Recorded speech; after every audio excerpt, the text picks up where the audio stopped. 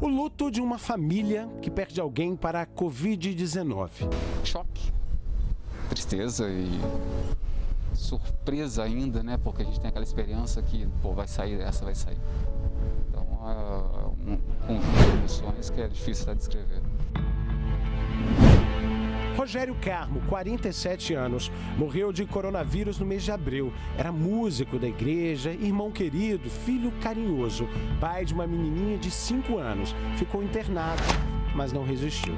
Rogério era um cara excepcional, alegre, conhecido por todo mundo e querido por muita gente. Tanto que no bairro lá ele era totalmente conhecido, as pessoas conheciam ele mais do que todo mundo lá de casa. Ele era o popstar da família, né? Queridão da família. Queridão. No caso dele, a infecção causada pela Covid-19 provocou uma trombose que levou à embolia pulmonar.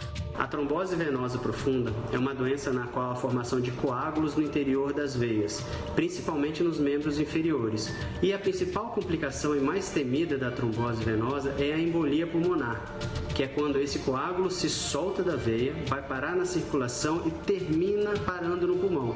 Isso diminui a circulação pulmonar e pode sim levar o paciente a óbito.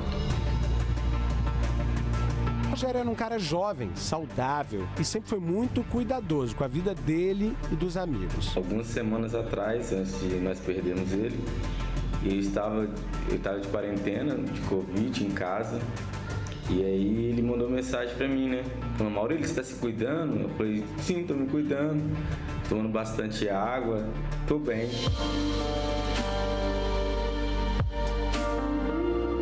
A notícia da morte surpreendeu, deixou todo mundo muito triste, com uma sensação de vazio. Infelizmente a Covid não permite nem você se despedir daquelas pessoas que você ama, você gosta. E aí fica esse sentimento muito triste, parece que ele viajou e infelizmente não irá voltar mais. Isso foi uma das coisas que mais marcou, né?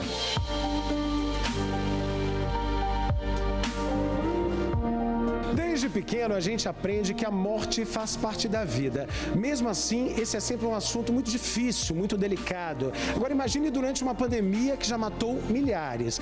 Nós do jornalismo, por exemplo, em mais de um ano de pandemia, não passamos um dia sem noticiar mortes por Covid-19. Essas são nossas ilhas de edição, onde selecionamos imagens, entrevistas, onde os números dessa pandemia tão cruel ganham nomes, ganham rostos, como o do Rogério.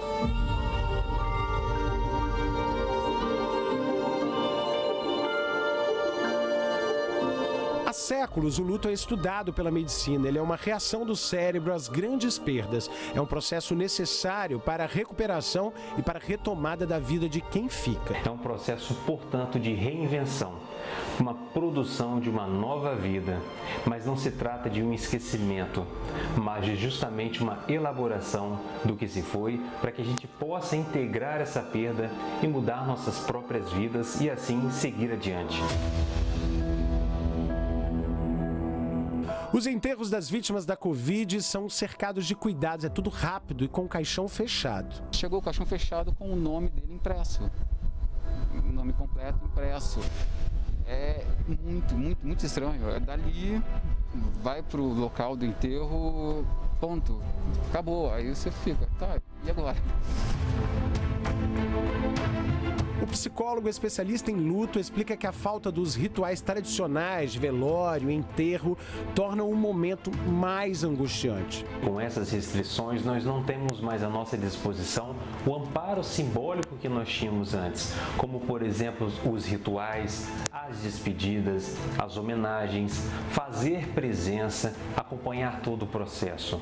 Tudo isso é importante para a despedida e o luto ficou prejudicado justamente com essas restrições. Os números que traduzem a realidade são assustadores. Mais de 410 mil brasileiros mortos, milhares de famílias enlutadas, dores, amores perdidos.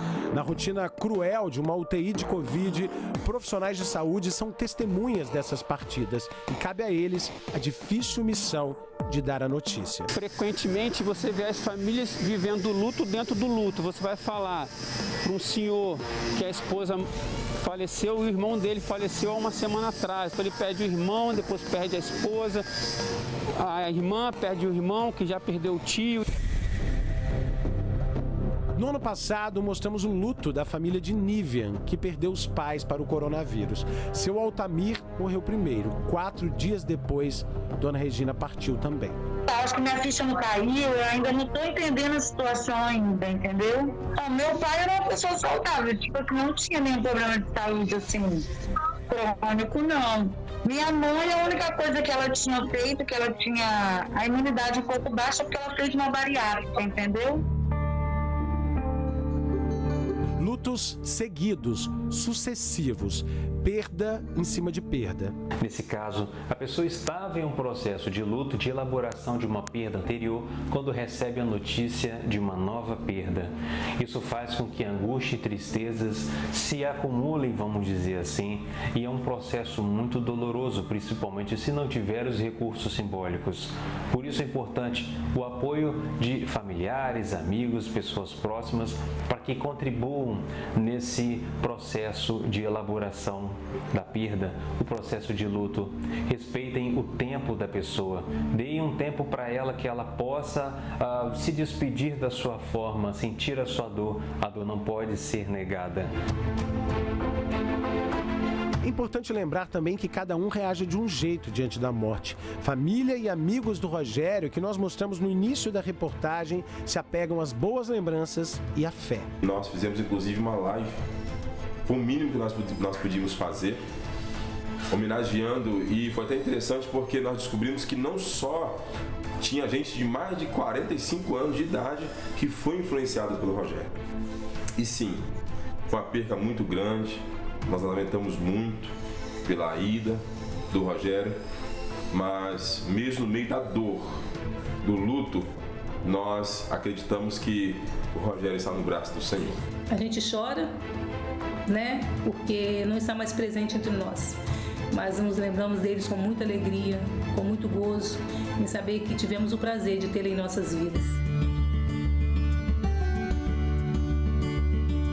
Lidar com a perda, com a ausência, respeitar o tempo da dor, virar saudade. E se ficar muito difícil, peça ajuda. Se você estiver passando por esse momento, saiba que você tem seu tempo. A dor não deve ser negada.